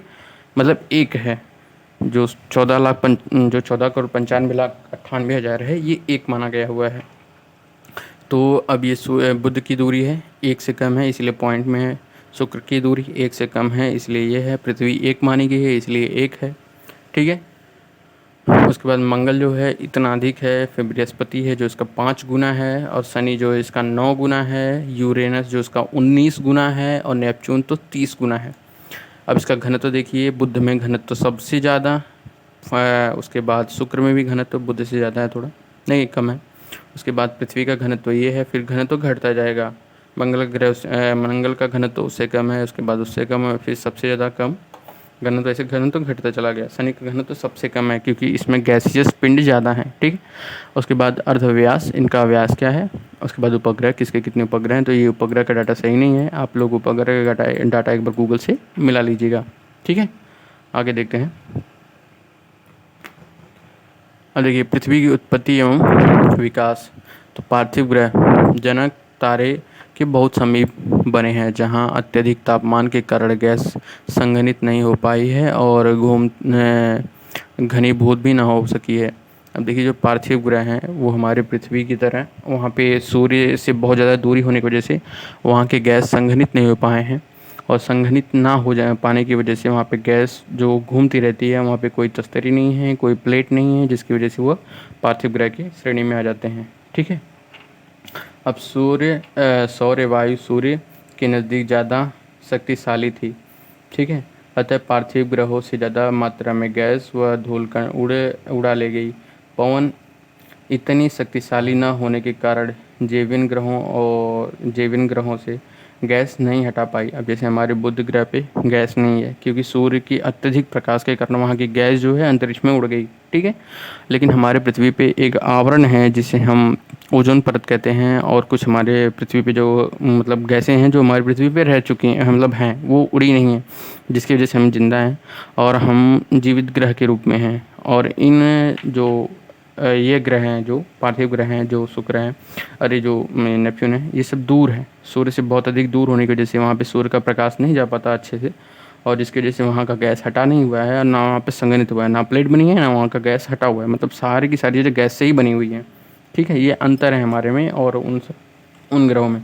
पार्थिव ग्रहों के छोटे होने से इनका गुरुत्वाकर्षण शक्ति भी कम हो जाती है, कम रही है, जिसके परिणाम स्वरूप इनसे निकली हुई गैस इन पर रुक नहीं रही। जैसे बुध वाला ग्रह है तो इससे निकली हुई जो गैसें हैं इन पर नहीं रुक रही क्योंकि ये बहुत छोटे हैं। छोटे होने की वजह से इनका जो गुरुत्वाकर्षण शक्ति है वो अपनी गैसों को अपने पास रख नहीं पा रहा है। ठीक है। अब देखते हैं हम चंद्रमा की उत्पत्ति कैसे हुई है। तो वैसे चंद्रमा की उत्पत्ति दो तरीके से मानी गई हुई है। तो पहले हम देखते हैं, इसको पढ़ते हैं, फिर आपको बताते हैं चंद्रमा की उत्पत्ति क्या क्या है। ठीक है। देखते हैं। चंद्रमा पृथ्वी का अकेला प्रकृति उपग्रह है। प्रकृति मतलब यह है कि जिसको हम लोग नहीं बनाए हैं, वो अपने आप बना हुआ है। अब प्रकृति और कृत्रिम क्या है, जो हम सैटेलाइट छोड़ते हैं, वो है। पृथ्वी की तरह चंद्रमा की उत्पत्ति संबंधित मत प्रस्तुत किए गए हैं। सन 1838 ईस्वी में सर जॉर्ज डार्विन ने सुझाव दिया कि प्रारंभ में पृथ्वी चंद्रमा की तेजी से घूमता हुआ एक पिंड था। ठीक है। यह पूरा पिंड डंबल के बीच से पतला पतला हुआ किनारे पे मोटा था। अब देखिए इन्होंने क्या बताया। इन्होंने बताया कि जो पहले हमारी पृथ्वी थी वो पहले जैसे 8 नहीं बना होता है, 8 इस आकार में थी। तो ये पृथ्वी है, ये चंद्रमा है। फिर ये बहुत अत्यधिक तेज घूमने की वजह से इस बीच में दरार पड़ गया और उसके बाद ये पृथ्वी बन गई, ये चंद्रमा बन गया। ठीक है। यही हुआ। तो इनके कहने का मतलब, सर जॉर्ज डार्विन के कहने का मतलब यही है कि पहले हमारी पृथ्वी इस आकार की थी, उसके बाद फिर ये इस आकार की हो गई, जिसकी वजह से चंद्रमा का निर्माण हुआ। ये अतिरिक्त परिणाम स्वरूप और अंततोगत वह टूट गया। उनके अनुसार चंद्रमा का एक निर्माण उसी पदार्थ, अरे यार ये क्या हो गया, हाँ चलो, टूट गया। उनके अनुसार चंद्रमा का निर्माण उसी पदार्थ से हुआ है जहां आज प्रशांत महासागर का एक गर्त मौजूद है। तब इनके कहने का मतलब था कि जहाँ से ये टूटा हुआ है, जहाँ से जिस भाग से ये टूटा हुआ है वह वहाँ पहले प्रशांत महासागर था और जो अब गर्त बन चुका है, मतलब ये प्रशांत महासागर से ही निकला हुआ है। तो इनका मानना यही है कि वहीं की वजह से अब वहाँ प्रशांत महासागर हो गया है। यद्यपि वर्तमान समय में वैज्ञानिकों ने किसी भी व्याख्या को स्वीकार नहीं किया है, तो ये अभी वर्तमान समय में कोई भी व्याख्या स्वीकार नहीं किया गया है। ठीक है। विश्वास किया जाता है कि पृथ्वी के उपग्रह के रूप में चंद्रमा की उत्पत्ति एक बड़े टकराव का नतीजा है। अब दूसरी जो थ्योरी है उसको ये सब मानते हैं कि कोई तारा या कोई क्षुद्र ग्रह आके हमारी पृथ्वी से टकराया, जिसकी वजह से कोई भाग टूटा और वह चंद्रमा बन गया। नतीजा है द बिग स्लेप्ट, जिसे कहते हैं, इसका नाम है द बिग स्लेप्ट। ठीक है। आप इसको नोट कर लीजिएगा। ठीक है। कहा जाता है, ऐसा मानना है कि पृथ्वी के बनने के कुछ समय बाद ही मंगल ग्रह में 1 से 3 मतलब मंगल ग्रह के 1 से 3 गुणा बड़े आकार का पिंड पृथ्वी से टकराया। मतलब मंगल से 3 गुना बड़ा जो ग्रह था वो पृथ्वी से टकराया। इस टकराव से पृथ्वी का एक हिस्सा टूटकर अंतरिक्ष में बिखर गया। टकराव से अलग हुआ यह पदार्थ फिर पृथ्वी के कक्ष में घूमने लगा और क्रमशः आज का चंद्रमा बना। पर यह भी परिकल्पना उतनी सही नहीं मानी जाती है, क्योंकि अगर कोई ग्रह टकराया तो वह टकराने के बाद सूर्य की ग्रेविटी के अंदर ना आते हुए वो अगर बाहर निकला तो बाहर निकल के कहाँ गया, उसका कोई भी पुख्ता सबूत नहीं है। इसलिए ये भी मान्य उतना नहीं है, पर मानते हैं यह घटना चंद्रमा की उत्पत्ति के लगभग 4.44 वर्ष पहले हुई है। ठीक है, अब आगे देखते हैं।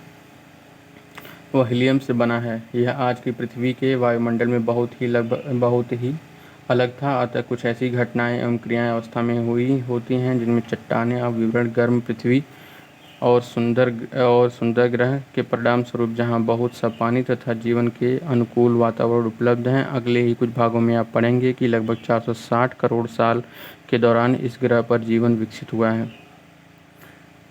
पृथ्वी की संरचना परतदार है और वायुमंडल से पृथ्वी के क्रूड तक पदार्थों में वे समान नहीं है। अब जैसे हमारी पृथ्वी है, सॉरी इससे बनाना है, माउस से बना रहे थे तो मान लीजिए ये हमारी, रुक जाइए इसको मिटा देते हैं, ये हमारी पृथ्वी है।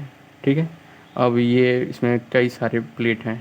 ठीक है, इस पृथ्वी में कई सारे प्लेट हैं। एक हमारी ऊपरी प्लेट है, उसके फिर नीचे है, फिर नीचे है, फिर नीचे है, तो कई सारी प्लेटों में ये बटा हुआ है। तो जब सबसे कम घनत्व का है वो सबसे ऊपर है, फिर से ज़्यादा घनत्व, फिर से ज़्यादा घनत्व, फिर सबसे ज़्यादा घनत्व, तो इसे कई भागों में बटा हुआ है। पृथ्वी की संरचना परतदार वायुमंडल के बाहरी छोर से पृथ्वी के क्रोड तक जो पदार्थ हैं वे एक समान नहीं हैं। वायुमंडल पदार्थ का घनत्व सबसे कम है। मतलब जो वायुमंडल का घनत्व है, तो आप जानते हैं कि ये हवा का घनत्व सबसे कम होता है। पृथ्वी की सतह, इसके भीतर भाग में अनेक मंडल हैं और हर भाग में पदार्थ का अलग अलग विशेषताएं हैं। ठीक है, अब देखते हैं हमने क्या क्या पढ़ लिया। हमने पहले पृथ्वी की उत्पत्ति पढ़ी, उसके बाद ब्रह्मांड की उत्पत्ति पढ़ी, सौरमंडल की उत्पत्ति पढ़ी, फिर ब्रह्मांड की उत्पत्ति पढ़ी, फिर हमने पढ़ा अपना तारों की उत्पत्ति, फिर हमने पढ़ा पृथ्वी की उत्पत्ति, फिर हमने पढ़ी चंद्रमा की उत्पत्ति। अब हम पढ़ेंगे पृथ्वी पर स्थल मंडल का विकास कैसे हुआ। चलिए अब आगे देखते हैं। ये क्लास थोड़ी लंबी होने वाली है, आप लोग बोर मत होइएगा। हम वैसे जितना चाह रहे हैं, जितना सोच रहे हैं, उतना इंटरेस्टिंग बना रहे हैं। बट ये किताब इतनी बोरिंग है ही कि इसको हमें पढ़ने में 30 दिन लग गए।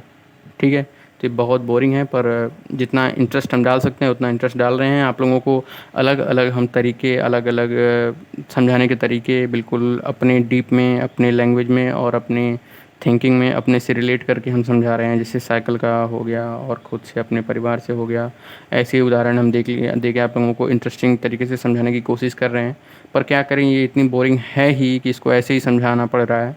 कोई इंटरेस्टिंग इसमें चीज़ है ही नहीं। आगे जैसे हम लोग इन्वायरमेंट में पहुँचेंगे और अपने वातावरण के बारे में जानेंगे, मौसम के बारे में जानेंगे, तो वहाँ इंटरेस्टिंग चीज़ें मिल जाएंगी। अभी यहाँ पे ऐसे थ्योरी हैं और मतलब एक बस लिखा हुआ उसको पढ़ना ही है और समझना ही है, तो इसमें कुछ इंटरेस्टिंग फैक्ट है ही नहीं। ठीक है, तो इसलिए इसको ऐसे ही पढ़ना पड़ रहा है। पर आप लोग परेशान मत होइए, जितना कोशिश कर रहे हैं हम अच्छे से समझाएंगे। सॉरी, सर्दी हो गई है। प्रयागराज का टेम्परेचर जान ही रहे हैं इस टाइम पे कितना ज़्यादा है, तो इसी की वजह से यहाँ पे मौसम बदल रहा है, बारिश का मौसम आ रहा है, तो हमें थोड़ा जुकाम टाइप का हो रहा है। स्थलमंडल का विकास, ठीक है, अब देखते हैं।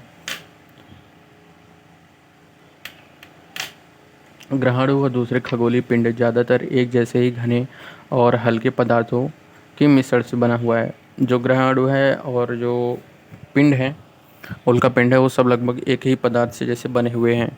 उल्काओं के अध्ययन से हमें इस बात का पता चलता है कि बहुत से ग्रहाणु के इकट्ठा होने से ग्रह बना हुआ है। पृथ्वी की रचना भी इसी प्रक्रम के अनुरूप हुई है। अब देखिए, हम पृथ्वी के अंदर क्रूड में जाके वो किस पदार्थ का बना हुआ है तो हम पता कर नहीं सकते, क्योंकि एक डाटा हम आप लोगों को दे रहे हैं। पृथ्वी में लगभग, अगर हम जैसे जैसे ये मान लीजिए पृथ्वी है, ठीक है, और इसमें हम जैसे ही लगभग 50 मीटर या 50 फीट या 30 फीट हम खो देते हैं, तो हमारा जो टेम्परेचर है 1 डिग्री बढ़ जाता है। और इसकी जो गहराई है लगभग करीबन 35,000 वर्ग किलोमीटर के आसपास है। नहीं, सॉरी, 35,000 कर रहा हूँ, लगभग 65,000 के आसपास इसका जो केंद्र है इतना इसका है, ठीक है। तो इतनी गहराई में जाके हम इसके अंदर से कोई भी पदार्थ बाहर निकाल कर उसका टेस्ट नहीं कर पाएंगे, क्योंकि अभी भी पृथ्वी हमारे अंदर बहुत ज़्यादा गर्म है, बहुत ज़्यादा हीट है, ठीक है।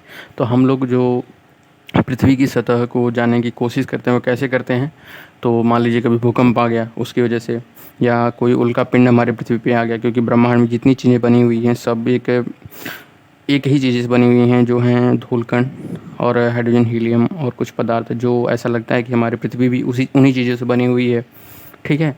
तो हम उनका उन्हीं की वजह से हम पृथ्वी के अंदर की चीज़ों को जान सकते हैं। खुदाई करके तो ज़्यादा नहीं जान सकते, अभी तक सबसे ज़्यादा खुदाई लगभग 3 किलोमीटर ही हो पाई है, ठीक है। समुद्रों में हम लोग 5 से 6 किलोमीटर खुदाई कर सकते हैं, उससे ज़्यादा नहीं।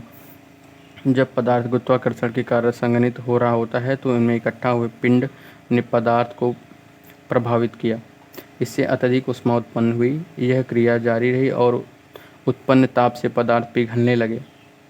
ऐसे पृथ्वी की उत्पत्ति के दौरान पृथ्वी और उत्पत्ति के तुरंत बाद ही अत्यधिक ताप के कारण पृथ्वी के आंशिक रूप से द्रव अवस्था में रह गया। जो अब ये बता रहा है कि पृथ्वी का जो अंदर का चीज़ है, जब पृथ्वी की उत्पत्ति हुई तो बाहर की चीज़ तो ठंडी हो गई, ठीक है, लेकिन अंदर की जो चीज़ है अभी भी वो गर्म ही अवस्था में, द्रव अवस्था में ही रहेगी, क्योंकि अंदर का तापमान बहुत बहुत बहुत ज़्यादा है, ठीक है। लगभग अभी भी 6000 डिग्री सेल्सियस के आसपास अंदर का तापमान है, ठीक है।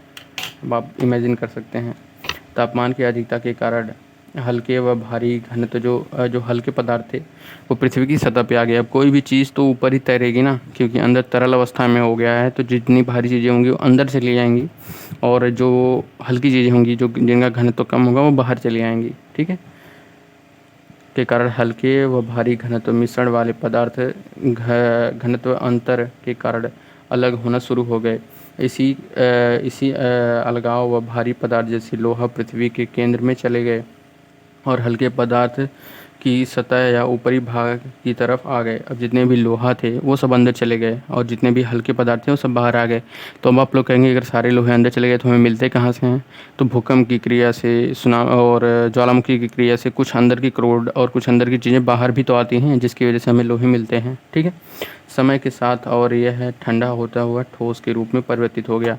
तो जो चीज़ें ऊपर आई वो समय के साथ ठंडी हो गई और अंदर की चीज़ें अभी भी गर्म रह गई, इसलिए अंदर की चीज़ें तरल हैं और ऊपर की चीज़ें कड़ी हो गई हैं। आप इमेजिन कर सकते हैं, एक गिलास में पानी ले लीजिए, उसके ऊपर एक कागज़ रख लीजिए, वही स्थिति है। नीचे पानी है, ऊपर हमारा कागज़ है, ऊपर ठोस है, नीचे पानी द्रव है। अब कागज़ तो डूबेगा नहीं क्योंकि वो हल्का है, तो वो ऊपर ही रहेगा। वही स्थिति बिल्कुल टू सेम है, ठीक है। अब पानी की तरह इतना ठंडा नहीं है, वो लावा है, गर्म है, पूरा पिघला हुआ है। जैसे हम देख सकते हैं नहीं, पिघला हुआ लोहा डालते हैं एकदम तरल, वैसे ही है और भी बहुत ज़्यादा हीट है, ठीक है। अंततः यह पृथ्वी की भूपर्पटी के रूप में विकसित हो गया है। हल्के व भारी घनत्व वाले पदार्थों के पृथक होने की प्रक्रिया को विभेदन कहा जाता है। विभेदन कहा जाता है। हल्के व भारी घनत्व वाले पदार्थों का पृथक होने की इस प्रक्रिया को विभेदन प्रक्रिया कहते हैं। अब विभेदन का मतलब क्या होता है कि जो भारी चीज़ें होती हैं वो अंदर बैठ गई, जो हल्की चीज़ें होती हैं वो ऊपर आ गई। इसी प्रक्रिया को विभेदन प्रक्रिया कहा जाता है। चंद्रमा की उत्पत्ति के दौरान अब देखिए कुछ बदलाव भी हुए। जब पहले पृथ्वी का निर्माण हुआ तो जितनी भी भारी चीज़ें थी वो अंदर चली गई और जितनी हल्की चीज़ें थी वो ऊपर आ गई थी। लेकिन जब चंद्रमा का निर्माण हुआ तो पृथ्वी में फिर से बदलाव हुआ, फिर से सारी चीज़ें बदली, ठीक है। भीषण संघटन मतलब भीषण टकराव की वजह से के कारण पृथ्वी का तापमान पुनः बढ़ गया और ऊर्जा उत्पन्न हुई। जो पृथ्वी पे कोई, जैसे अभी जो दो थ्योरियाँ थी कि एक थी कि जो कोई मंगल का तीनों ना चीज़ पृथ्वी से टकराया, तो जब टकराया होगा तो पृथ्वी में फिर से हलचल हुई, चंद्रमा टूट के अलग हुआ और पृथ्वी में उथल पुथल के कारण फिर से पूरा तापमान बढ़ा हुआ होगा। अभी हम कोयलों को देखते हैं, जब कोयला को हम ठोकते हैं या किसी चीज़ से पीटते हैं तो उसमें आग भड़क उठती है, वही हाल था इसमें, ठीक है। या फिर ऊर्जा उत्पन्न हुई और विभेदन का दूसरा चरण शुरू हुआ। तो विभेदन मतलब वही उथल पुथल, मतलब भारी चीज़ें अंदर जाने लगीं और हल्की चीज़ें ऊपर आने लगीं। विभेदन की प्रक्रिया में पृथ्वी का पदार्थ अनेक परतों में अलग अलग हो गया और पृथ्वी का धरातल से क्रोट तक कई परतों में पाई जाती है, जैसे परपटी, ठीक है, जिसे हम क्रस्ट भी कहते हैं, और प्रवार, ठीक है, और बाह्य क्रोड, 3 भागों में बट गया।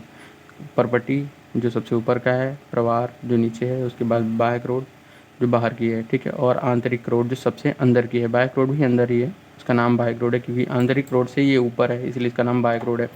जैसे हम समझाते हैं आप लोगों को, ये पृथ्वी है, इसका नाम हो गया परपटी, ठीक है। उसके बाद ये प्रवार है, सॉरी ये प्रवार है, अरे यार यहाँ बनाते हैं, ये है पृथ्वी, ठीक है। और जिसको हम क्रस्ट, जिसको हम परपटी या क्रस्ट कहते हैं, सबसे ऊपर वाला भाग, ठीक है, परपटी है। उसके बाद ये दूसरा है, जिसको हम क्या कहते हैं, प्रवार कहते हैं, ठीक है। उसके बाद ये तीसरा है, जिसको हम क्या कहते हैं, बाह्य क्रोड कहते हैं, ठीक है। उसके बाद ये चौथा है, जिसको हम क्या कहते हैं, आंतरिक क्रोड कहते हैं, ठीक है। चलिए आप लोग समझ गए होंगे। अब इसको हम मिटाते हैं, आगे बढ़ते हैं। ये चीज़ें आप बना लीजिएगा। ये जो हम डायग्राम बना रहे हैं ना, ये आपको देखने के लिए मस्ती के लिए नहीं बना रहे हैं, ये आप अपनी कॉपी में नोट करते चलेगा। इस चीज़ से आप समझते चलेंगे, जितने भी आप डायग्राम बनाएंगे ना, इतने से आप समझ लेंगे। एक डायग्राम से आप पूरा डाटा समझ सकते हैं। अब देखिए, जब मैं अब अपनों को पर्सनल चीज़ आप लोगों को बताता हूँ कि अब जब मैं लिखता हूँ ना, तो सबसे ज़्यादा सोचता हूँ कि डायग्राम ही बनाऊँ। लिखता कम हूँ, डायग्राम ज़्यादा बनाता हूँ। मेरे कॉपी में, मेरी नोट्स में डायग्राम आपको ज़्यादा मिलेंगे और लिखी हुई चीज़ें कम मिलेंगी, क्योंकि डायग्राम से, किसी चित्र से हम बहुत ज़्यादा चीज़ों को समझ लेते हैं। अब जैसे अगर हम मूवी देखते हैं तो पूरी की पूरी मूवी हमें याद हो जाती है, क्योंकि हम उसको चित्र में देखते हैं। अगर मूवी को पढ़ना हो तो हम वैसे ही पढ़ेंगे जैसे हम बुक पढ़ते हैं। तो इससे अच्छा है कि जितना आप डायग्राम बनाएंगे, जितना आप डायग्राम से समझेंगे, उतना जल्दी आप समझ लेंगे। तो इसीलिए आप ज़्यादा से ज़्यादा डायग्राम बनाने की कोशिश करिएगा, ठीक है। अब आगे देखते हैं। पृथ्वी के ऊपर भाग में, आंतरिक भाग तक पदार्थ का घनत्व बढ़ता बढ़ता है हर तरफ। देखिए, अब ऊपर से नीचे की तरफ, अब जैसे पृथ्वी है, इसके नीचे की तरफ घनत्व जो है बढ़ता जाएगा। भारी चीज़ तो नीचे ही होगी ना भाई, जितनी भारी चीज़ें होंगी उतनी नीचे ही होंगी ना। तो वही बता रहा है, हर परत के विशेषताओं के विस्तार पूर्वक अध्ययन हम अगले अध्याय में करेंगे, ठीक है। अब देखिए, वायुमंडल व जलमंडल का विकास। तो पहले हम थोड़ा ये आप लोगों को समझा देते हैं, ये क्या है। ये देखिए, हम नीचे से पढ़ते हैं इसको, ठीक है। ये नीचे से क्यों पढ़ते हैं, क्योंकि हमारे पृथ्वी पे शुरुआत में कैसे क्या हुआ वो हम देखते चलेंगे, ठीक है। तो देखिए, 5 अरब से लगभग 13.7 अरब वर्ष पहले क्या हुआ, हमारे ब्रह्मांड की उत्पत्ति हुई, ठीक है। 5 अरब वर्ष पहले और 12 वर्ष पहले, और देखिए 5 अरब वर्ष पहले मतलब अब से 5 अरब वर्ष पहले क्या हुआ, सूर्य की उत्पत्ति हुई। 12 से 13 अरब वर्ष पहले क्या हुआ, ब्रह्मांड की उत्पत्ति हुई। अब आगे देखते हैं, पूर्व कैब्रियन, ठीक है, तारों की उत्पत्ति होगी। अब यहाँ से देखते हैं, अब इसका नाम क्या है, इसका नाम है, यहाँ से देखते हैं, हेडियन। हेडियन काल किसको कहते हैं, 4 अरब से 80 करोड़ वर्ष पहले तक हुआ। इसमें क्या हुआ है, इसमें हुआ है 3 अरब वर्ष पहले से 4 अरब वर्ष पहले में महाद्वीपों, महासागरों का निर्माण हुआ। कितने, ये डाटा है, आप नोट भी कर सकते हैं, पर इतना डाटा नोट करने की ज़रूरत नहीं है। अभी हम आप लोगों को कुछ डाटा जो है एक सीक्वेंस में बता देंगे, आप वो नोट कर लीजिएगा। 3.8 अरब वर्ष पहले में महाद्वीपों का निर्माण हुआ, ठीक है, महासागरों व महाद्वीपों का निर्माण हुआ। अब आगे देखते हैं, आद्य महाकल्प किसे कहते हैं, लगभग 57 करोड़ वर्ष पहले, अब से 57 करोड़ वर्ष पहले। इसमें क्या है, 2.5 अरब से 3.8 अरब वर्ष पहले क्या हुआ, ब्लू ग्रीन शैवाल का, मतलब एक कोशिकीय जीव का निर्माण हुआ, ठीक है। अब आगे देखते हैं क्या है, उसके बाद क्या आ गया, पूरा जीवी, करोड़ वर्ष मतलब कितने, 24 करोड़ वर्ष पहले से 57 करोड़ वर्ष पहले तक। ये सारी चीज़ें आप बस पढ़ लीजिएगा, और इसमें डाटा जो है बहुत ही ऑथेंटिक हैं, बहुत ही बढ़िया हैं डाटा। अगर आप ये सारे के सारे याद कर ले तो बहुत बढ़िया है, सारा नहीं याद करेंगे तो कुछ कुछ इंपॉर्टेंट है, अभी हम इसको टिक लगा देंगे, आप वो याद कर लीजिएगा। 24 करोड़ वर्ष पहले नीचे से पढ़ते हैं, 50 करोड़ वर्ष से 57 करोड़ वर्ष मतलब 7 करोड़ वर्ष में क्या हुआ था। इसमें क्या हुआ था, स्थल पर कोई जीव नहीं थे, जल में बिना रीढ़ वाली हड्डी वाली जीव थे, मतलब मछलियाँ थी। उसके बाद 43 करोड़ वर्ष से 50 करोड़ वर्ष मतलब 7 करोड़ वर्ष के बीच में क्या हुआ, पहली मछली बनी। फिर 40 करोड़ वर्ष से 43 करोड़ वर्ष मतलब सब 3-3 करोड़ वर्ष में डिवाइड है, ठीक है। स्थल पर जीवन के प्रथम चिन्ह पौधे पैदा हुए। उसके बाद फिर 36 करोड़ वर्ष से 40 करोड़ मतलब 4 करोड़ वर्ष के बीच में क्या हुआ, स्थल व जल पर रहने वाले जीव की उत्पत्ति हुई। फिर 28 करोड़ वर्ष से 36 करोड़ वर्ष मतलब पूरे 8 करोड़ वर्ष में क्या हुआ, पहले रेंगने वाले जीव जंतु का निर्माण हुआ। फिर 24 करोड़ वर्ष से 28 करोड़ वर्ष में क्या हुआ, रेंगने वाले जीव का अधिकता जल स्थल पे हुआ, ठीक है। उसके बाद धीरे धीरे ऐसे सब बढ़ते चले गए। उसके बाद 6.5 करोड़ वर्ष से 14 करोड़ वर्ष के बीच में क्या हुआ, डायनासोर विलुप्त होना शुरू हो गए, ठीक है। उसके बाद क्या हुआ, 14 करोड़ वर्ष से 20 करोड़ वर्ष के बीच में डायनासोर युग आया। अरे नीचे से पढ़ना है। 20 करोड़ वर्ष से 24 करोड़ वर्ष में मेंढक और समुद्री कछुआ बना। 14 करोड़ में डायनासोर आया। 6.5 करोड़ वर्ष में विलुप्त होने लगा। फिर 5 करोड़ वर्ष से 6 करोड़ वर्ष में छोटा स्तनधारी जैसे चूहा आदि उत्पन्न हुए। फिर 6.7 3.7 से 5.8 करोड़ वर्ष में खरगोश की उत्पत्ति हुई। 2.4 करोड़ वर्ष से 3.7 करोड़ वर्ष में मनुष्य का मिलता जुलता हुआ मानव युग मतलब जंतु आया। उसके बाद 50 लाख वर्ष मतलब मनुष्य, फूल पौधे, और मतलब 50 लाख वर्ष पहले ही अभी मनुष्य आया है। 20 लाख वर्ष पहले आरंभिक मनुष्य है और पूर्वज हमारे आए। और अभी अत्यंत न्यूनतम जो है लगभग 10,000 वर्ष से 20 लाख वर्ष पहले आदि मानव मतलब हम सब आए। तो इसमें इम्पोर्टेंट क्या है, ये चीज़ आप नोट कर लीजिएगा, ठीक है। आरंभिक और मनुष्य वाला युग के लिए खरगोश वाला और डायनासोर का ये तो रहने दीजिए, मेंढक वाला भी रहने दीजिए, रेंगने वाला भी रहने दीजिए। इसके बाद आप लोग लिख लीजिए कोई, ये सबसे पहला ये वाला एक कोश का जीव वाला आप लिख लीजिएगा। उसके बाद सूर्य की उत्पत्ति, फिर ब्रह्मांड की उत्पत्ति, बस इतनी चीज़ें, और महासागर वाला। तो 4 चीज़ें आप नोट कर लेंगे तो बिल्कुल सही रहेगा, ठीक है। तो एक सीक्वेंस में आपको हम समझा देते हैं, ठीक है। मान लीजिए कि ये एक लाइन है, ठीक है। ये तब से ये अब तक है, मतलब आज आधुनिक है, आधुनिक, और ये शुरुआत थी, ठीक है।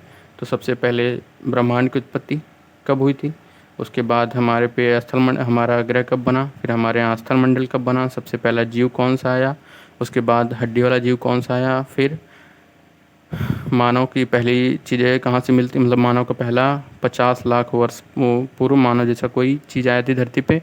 उसके बाद फिर मानव, आधुनिक मानव 10,000 से 20,000 वर्ष पहले तक का था, ठीक है। तो इतनी चीज़ें आप नोट कर लेंगे तो बिल्कुल सही रहेगा। अब आगे देखते हैं। तो वायुमंडल व जलमंडल का विकास क्लास लगभग अब बढ़ती जा रही है।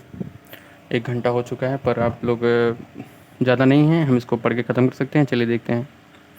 वायुमंडल में तो बहुत ही इंटरेस्टिंग चैप्टर है। आज तो हम इसको सोच रहे हैं कि चलिए ठीक है आज पढ़ा देते हैं, बट इसको तो बहुत आसानी से, मतलब बहुत एक क्लास इस पे पूरा वायुमंडल का हम पूरी क्लास बनाएंगे, अभी नहीं। उसका हम अलग से अपनी PDF डाल के वायुमंडल का क्लास पढ़ाएंगे। अभी इसमें जो लिखा हो वही आपको पढ़ा देते हैं। वायुमंडल और जलमंडल का विकास। अब वायुमंडल मतलब पृथ्वी पे वायुमंडल और जलमंडल कैसे बना। पृथ्वी के वायुमंडल की वर्तमान संरचना नाइट्रोजन व ऑक्सीजन के प्रमुख योगदान है।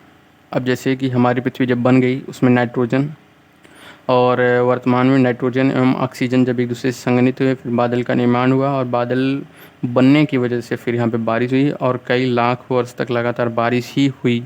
और बारिश होने की वजह से जितने भी पानी थे मतलब स्थल मंडल पे पानी गिरे और वो बहकर समुद्र में चले गए।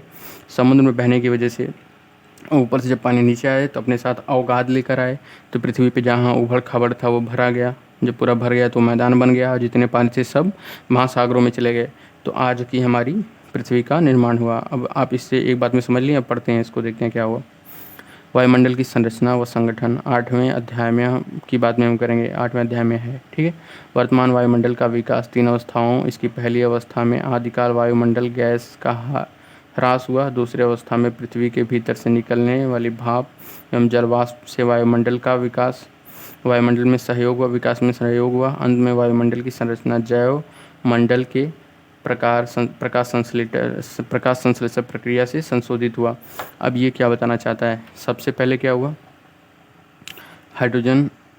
नाइट्रोजन और ऑक्सीजन की क्रिया हुई, ठीक है। तो कुछ बारिश हुई, उसके बाद जो शैवाल थे जो ऑक्सीजन उन्होंने बनाया, जो प्रकाश संश्लेषण की प्रक्रिया की, जिसकी वजह से वह बादल बना। बादल बनने के बाद बारिश हुई, और जिसकी वजह से धीरे धीरे ये चीज़ें प्रक्रिया बढ़ती गई, जिसकी वजह से आज का वायुमंडल का निर्माण हुआ, ठीक है। अब आगे देखते हैं। प्रारंभिक वायुमंडल में जिसमें हाइड्रोजन व हीलियम की अधिकता थी और पवन के कारण पृथ्वी से दूर हो गया। ऐसा केवल पृथ्वी पर ही नहीं वरन सभी पार्थिव ग्रहों पर भी हुआ है, अर्थात सभी पार्थिव ग्रहों और पवन के प्रभाव के कारण आदिकालिक वायुमंडल या तो दूर धकेल दिए गए या समाप्त हो गए। और यह वायुमंडल का विकास पहली अवस्था थी। पृथ्वी ठंडी होने और विभेदन के दौरान पृथ्वी के अंदरूनी भाग में बहुत सी गैसें व जलवाष्प बाहर निकलने लगी। इसी से आज का वायुमंडल का उद्भव हुआ। आरंभ अब देखिए क्या हुआ, जब पृथ्वी गर्म थी और गर्म होने की वजह से फिर जब इसमें धीरे धीरे वायुमंडल बनना लगे, और जब फिर इसमें बारिश हुई, बारिश होने की वजह से जब ये ठंडा होने लगा तो इसके अंदर से भी बहुत सारी गैसें बाहर निकली, जिसकी वजह से आज का हमारा वायुमंडल का निर्माण हुआ। वायुमंडल में जलवाष्प, नाइट्रोजन, कार्बन डाइऑक्साइड क्या क्या मिलता है, जो मुख्य गैसें हैं वायुमंडल में क्या मिलता है, जलवाष्प में nitrogen, carbon dioxide, methane, ammonia की अधिक मात्रा है और स्वतंत्र ऑक्सीजन बहुत कम थी, पहले बहुत कम थी। वह प्रक्रिया जिसमें पृथ्वी के भीतरी भाग में गैस धरती पर आई और गैस उत्सर्जित, उसे गैस उत्सर्जन कहा जाता है। ठीक है। लगातार ज्वालामुखी विस्फोट, वायुमंडल में जलवाष्प व गैस बढ़ने लगी, ज्वालामुखी से गैसें बढ़ने लगी। पृथ्वी ठंडी होने के साथ साथ जलवाष्प में संघनन शुरू हो गया और वायुमंडल में उपस्थित कार्बन डाइऑक्साइड से वर्षा के पानी में घुलने में तापमान और अधिक गिरावट आई और फलस्वरूप अधिक संघनन और अत्यधिक वर्षा से पृथ्वी के धरातल पर वर्षा जल गर्तों में इकट्ठा होने लगा, जिसकी वजह से महासागर बने और पृथ्वी पर उपस्थित महासागरों में पृथ्वी की उत्पत्ति से लगभग 50 करोड़ साल के अंतर्गत बने। इसमें हमें पता चलता है कि महासागर लगभग 400 करोड़ साल पुराने हैं और लगभग 380 करोड़ साल पहले जीवन का विकास इन्हीं में मतलब महासागरों में हुआ। लगभग यद्यपि 250 से 300 करोड़ वर्ष सालों पहले प्रकाश संश्लेषण की प्रक्रिया शुरू हुई, लंबे समय तक जीवन केवल महासागरों तक ही सीमित रहा। प्रकाश संश्लेषण की प्रक्रिया द्वारा ऑक्सीजन में बढ़ोतरी और महासागरों की देन है। धीरे धीरे महासागर ऑक्सीजन से संतृप्त हो गए और वायुमंडल में ऑक्सीजन की मात्रा 200 करोड़ वर्ष पूर्ण रूप से भर गई। अब जीवन की उत्पत्ति कैसे हुई? पृथ्वी की उत्पत्ति का अंतिम चरण जीवन की उत्पत्ति व विकास से संबंधित है। निसंदेह पृथ्वी की आरंभिक वायुमंडल जीवन की प्रक्रिया के अनुरूप नहीं है। आधुनिक वैज्ञानिक जीवन की उत्पत्ति का एक तरह की रासायनिक प्रक्रिया बनाते हैं, जिसके परिणाम स्वरूप जैव कार्बन अणु बने और उनका समूहन हुआ, मतलब एक दूसरे से जुड़े। यह समूह ऐसा था कि अपने आप को दोहराता था, पुनः बनने में सक्षम था और निर्जीव पदार्थों को जीवित तत्वों में परिवर्तित कर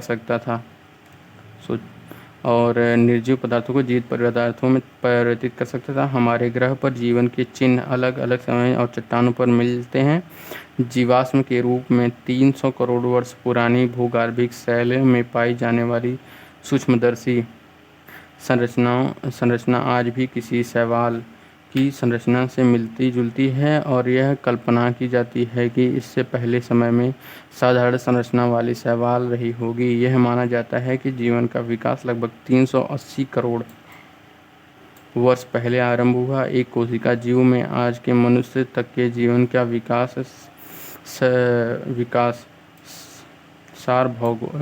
भूवैज्ञानिक काल मापक्रम से प्राप्त हुआ है।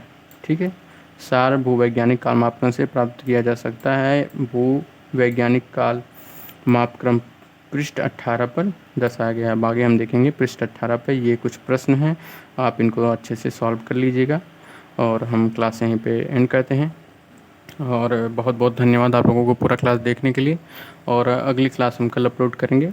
और यदि आप लोगों को इस क्लास में कोई कमी नज़र आती है, आप लोग चाहते हैं कोई अलग से कोई टॉपिक पढ़ने के लिए, तो प्लीज़ आप कमेंट में ज़रूर बताएं और हम पूरा अच्छे से आपको बिल्कुल डिटेल में बताएंगे। कोशिश करेंगे कि सारी चीज़ें आपको एकदम बिल्कुल अच्छे से समझ में आए। धन्यवाद। तो इसी के साथ हम चलते हैं, बंद करते हैं क्लास को।